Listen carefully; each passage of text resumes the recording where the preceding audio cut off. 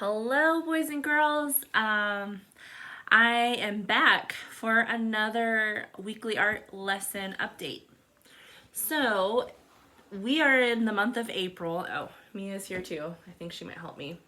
So, in my setup, I'm in a different room. It's got a little bit better light, which I'm happy for, but I had to go to a different spot because I needed more space to spread out all of our materials that we're going to use for today, because our theme is going to be all about recycled materials. We are in the month of April, and every year on April 22nd, we all celebrate what's called Earth Day, which is basically just a day that we try to educate and make people aware that it's important to keep our planet clean. And some of the things you can do to help in the effort to keep our planet clean is, at least when I was growing up, we learned reduce, reuse, and recycle. So today's theme, we're going to focus on recycling. So what I've been doing since we've been doing our remote learning is I've been saving some of the stuff that we can recycle and use. And so today I'm going to show you 3 different projects that you can use out of recycled materials. Okay? So the first thing I wanted to do is I wanted to start with some ideas of things that you can use for recycling. So I just kind of grabbed a bucket and I started collecting things that we can use. So I've collected things like cardboard, the newspaper. Okay, newspaper is great. You can draw on the newspaper. You can fold it and make things out of newspaper. I've saved egg cartons, other pieces of cardboard. And then I gotta dig around in here because these these are toilet paper rolls, and I'm gonna show you what you can use toilet paper rolls. They're actually something that we're gonna use, so I'm gonna save those and set them aside. All right, so let's talk our art lessons. I guess I could start with this first one that Mia and I have already started because I wanted you to see. So you may be getting boxes and things sent to your home for deliveries and stuff like that, since we are all having, almost dropped it, since we're all having to stay home. So the first idea I wanted to show you is that you can take a box, and this one you probably will want help from a parent because you might have to cut and trim some of the different pieces. Fortunately, I found a square box, so that when I folded these together, they were going to be, they didn't actually almost touch, so I was able to cut off the ends and then fold. And I just used masking tape. Now I chose masking tape to help build my roof, just because I needed something quick and easy. If you don't have masking tape, you can always use glue, okay? Glue will take a little bit more time because you're gonna have to wait till it's tacky and it's holding. Also, another thing you could use is a hot glue gun if you've got them. Don't worry if you don't. There's lots of other things that you could use. So I used masking tape because that's what I wanted. If you're gonna use a hot glue gun, I want you to make sure you have help from your parents. And if you're gonna be cutting, I want you to have help from your parents as well, just because it's important, right? We're always safe with our art tools. So I started a house, and what I did was I drew like my windows and my doors, started to draw my shingles on the roof of the house. And so Amia and I were going to start adding color to it. So a couple things you could use to add color to it. You could use crayons or markers, and you can draw right on top. So I started, okay.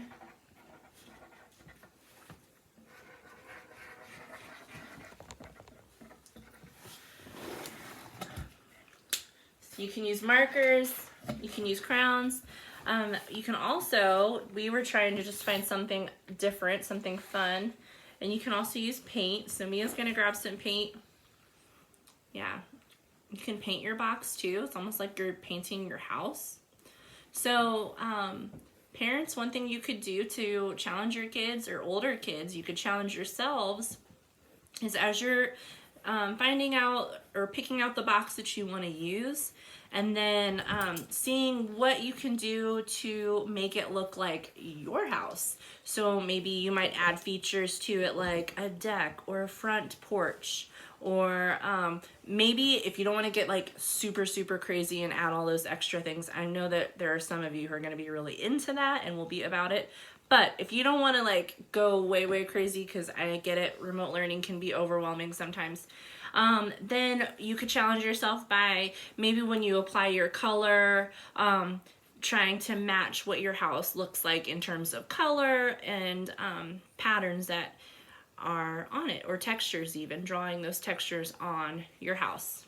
Okay, so I'm gonna set this aside. This is lesson 1, make a house out of cardboard. All right, now the second one that I wanted to share with you, I've got it sitting in front of me. Yeah, will you hold on to those for me? Thank you. So I took another box. Okay, this one was a little bit more shallow, which is perfect for what we're doing. Basically, we're gonna make a game out of this, okay? So you can see that I already have a couple of hoops that are there, and Mia let me borrow her like bouncy balls. You could use a golf ball, a ping pong ball, a marble, whatever you have around that is safe. If you don't have those things, I will tell you, you could even just take, let me see if I have paper straps. If you had to, okay, and you'll have to, you could use paper scraps. Now I don't know if this paper is going to be perfect. The newspaper probably would be really good, but just crumple it up. Newspaper would probably be really good if you don't have a ball, but you can crumple it up as tight as you can, and that's what you can use if you complete your game. So let me show you how the game works. Maybe I got distracted and started talking about the project and lost my ball. Okay, so we've got our ball. Basically, you're gonna put your ball in the game. Oh, Mia wants me to see if I could do 2. Are we going for it? Okay, but basically, you're gonna have the ball in here, and I might have to stand up so you can see. But you're gonna try to turn, oh, I don't know if you can see what I'm doing here. You're gonna try to like turn the game or the box, and trying to get the balls to go through the little hoops. I don't know if there's a better way to do this. Yeah. So I'm not gonna make you watch me try to figure out how to do that, but you kind of get the gist, right? It could be cool. Basically, you're making your own little marble run or course using a box. It could be a box lid or a shallow box. I just took a shallow box and cut the flaps off.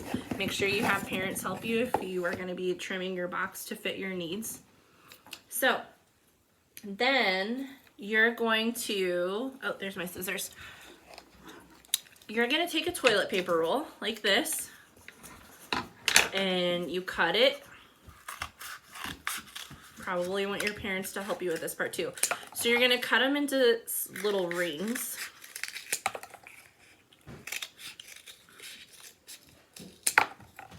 Okay, so I've cut them into rings, and now I'm going to make a little cut so that now it's like a strip.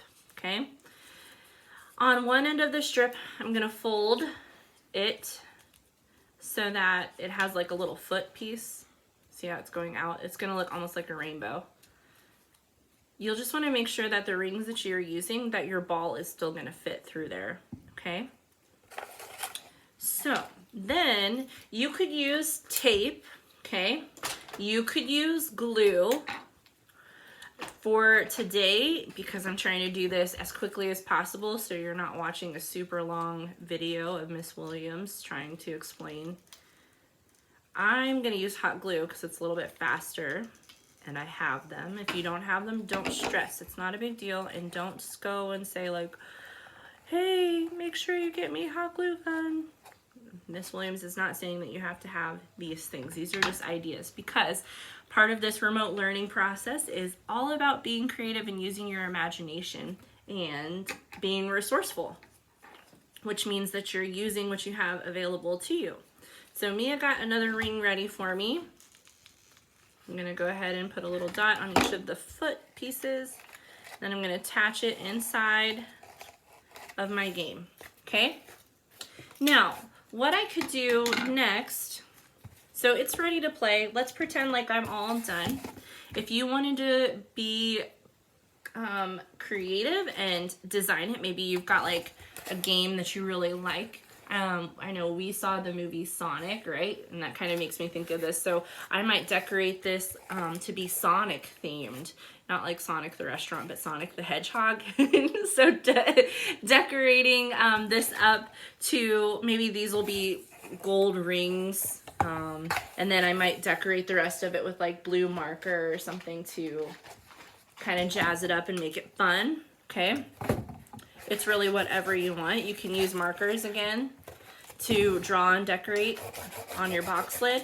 You could even create, if you wanted to make this really challenging, you could create points for each of the rings that you have inside the box. And then, or you could create like a little path, draw a path on the inside of there that whoever is playing your game, whether you or your family or parents, can try to see if they can get the ball to go along the path and through the rings in the order that you want them to be. I mean, so that's another fun idea that you could use recycled materials to create. So I'm gonna set this aside because I've got one more that I want to share with you. I had a friend ask about what can we do with these styrofoam food dishes that we're getting, because if you're able to get takeout or if you're getting the meal delivered so that you can still have school lunch, okay, these are styrofoam and you can actually use these for a printmaking lesson. So I wanted to show you how to do the printmaking lesson if this was something that you're interested in. So for the printmaking lesson, what you'll need is you'll need these styrofoam pieces. This material is also in like paper plates. If you have any styrofoam plates at your house, you can use styrofoam plates too. But this foamy stuff is really what you're looking for. Oh, another thing, if you have meat trays that you're using at home, you can use the meat trays too. But what you're after is this flat part here, okay? So you need it to be a flat surface, almost like paper. So I'm gonna use the bottom of this container here, and I'm going to cut the flat piece out that I'm wanting to use. Okay, so you've got the flat piece. This is a small container, but it'll work. So what I'm going to do with this, I am going to need my styrofoam, and then I'm going to need my paper that I'm going to be transferring my print onto. So this printing plate, it's going to work almost like a stamp. If you haven't done printing before, basically we're going to put a design onto this printing plate. And what happens is this design will be able to be used multiple times. So what you'll need is, you could use a dull pencil if you have a pencil. Another thing that you might have around your house is like a ballpoint pen.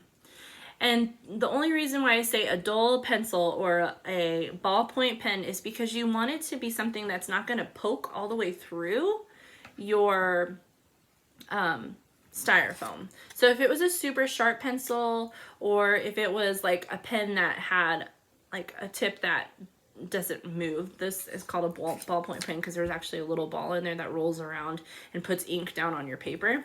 So I'm using a ballpoint pen, and I'm gonna go ahead and draw right onto my styrofoam plate. Now the trick to this is to make sure you're pressing down hard enough onto your styrofoam that it's making an indentation. So you want it to make an indentation. You can feel with your fingers. Sometimes what you can do once you've drawn it is to go over it a couple of times to make sure that indentation is nice and deep.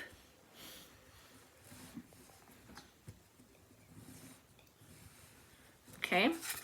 What I recommend when you are making your printing plate is I would not use words or numbers yet, because what happens when you go to print onto your paper, the words or numbers or letters or numbers are going to be backwards. So unless you are super skilled and you can write things like write the letters backwards. I would stick with shapes and lines and designs and patterns. So I'm keeping mine pretty simple. I draw and then I go over my line a couple of times so that my indentation is nice and dark. So now what I'm going to do with this, I'm going to take washable markers. So a washable marker, there you go. A washable marker is one that's water soluble. So Crayola, it doesn't have to be Crayola, but it does have to be a washable marker because you're going to need it to be able to transfer when you add water. So I'm going to take my washable markers and I'm coloring my printing plate. I'm coloring right on top of my design that I drew on my styrofoam. So I'm going to take my blue, and sure, we can do green.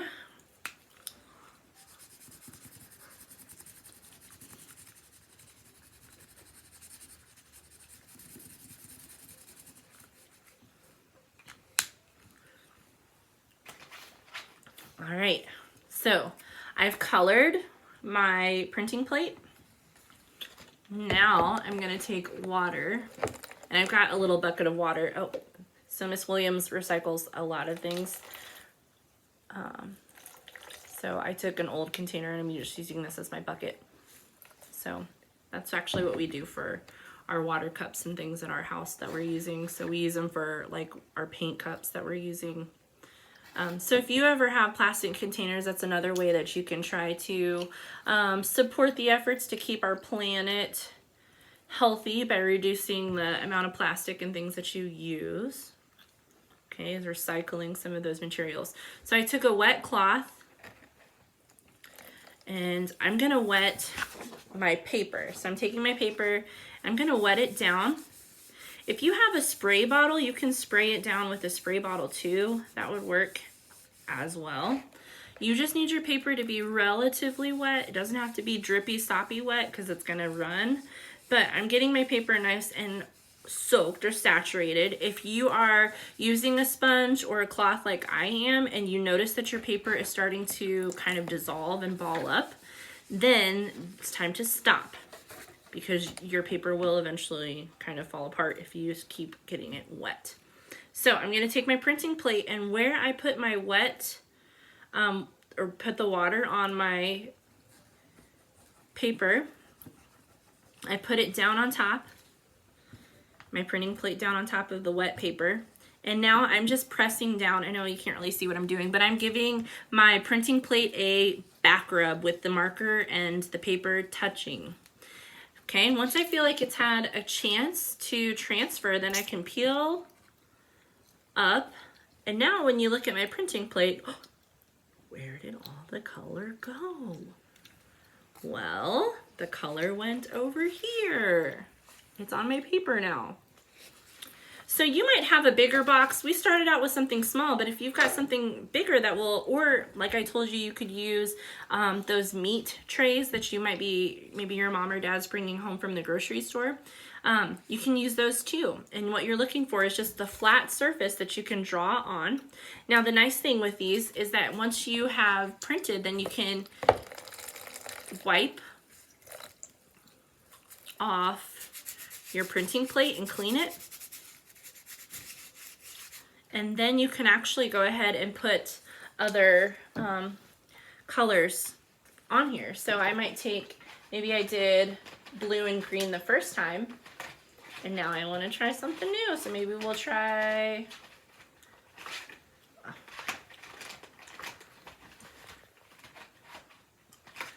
orange and see how this looks. So I'm going to take orange, print, color, color. Oh, how about you color? Okay, and I'll get your paper ready.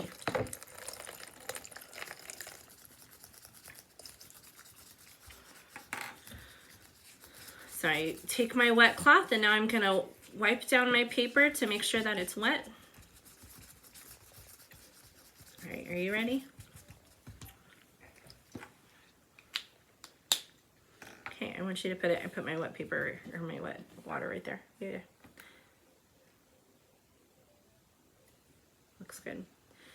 All right, and now you're gonna give it a back rub. Good. Back rub, back rub.